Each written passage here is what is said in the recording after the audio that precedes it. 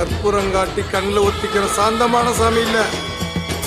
மனசார வேண்டிட்டு மிளகா அரைச்சா உடனே நியாயம் கொடுக்கிற முரட்டுத்தனமான சாமி.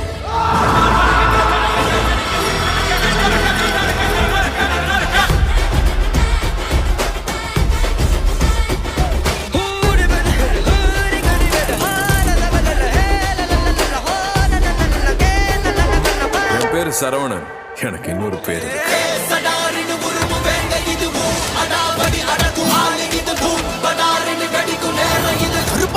வழி மறிக்காதே.